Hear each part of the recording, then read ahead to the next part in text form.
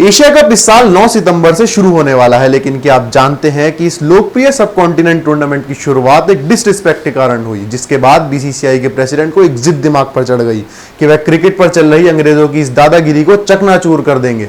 यह कहानी शुरू होती है 1983 के वर्ल्ड कप फाइनल से एक दिन पहले, जब भारत के यूनियन मिनिस्टर ने बीसीसीआई के उस समय के प्रेसिडेंट एनकेपी साल्वे से लॉर्ड्स में खेले जा रहे भारत और वेस्ट इंडीज के बीच फाइनल मुकाबले की 2 टिकटों की मांग की।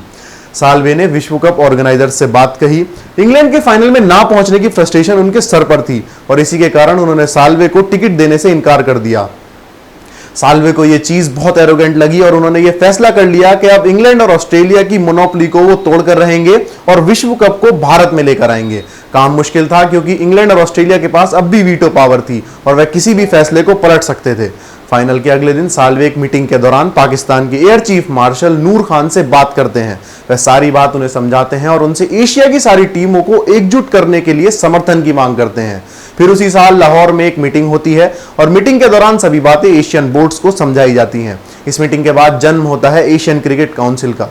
इसके पहले प्रेसिडेंट बनते हैं एनकेपी साल्वे। बीसीसीआई के सपोर्ट में कई बड़े बिजनेस टाइकून्स भी आ गए और इसके बाद जगमोहन डालमिया आईसीसी के सामने ये प्रस्ताव रखते हैं कि वर्ल्ड कप ऑफ इंग्लैंड के बाहर होना चाहिए और दूसरी टीमों को भी मौका मिलना चाहिए। लेकिन आईसीसी इस बात से इनकार करते हुए ये कहती है कि एशिया में मैच के दौरान लाइट्स की सुविधा ठीक नहीं है और वहां बड़े मुकाबले नहीं खेले जा सकते। इसके जवाब में डालमिया एक जुगाड़ निकालते हैं।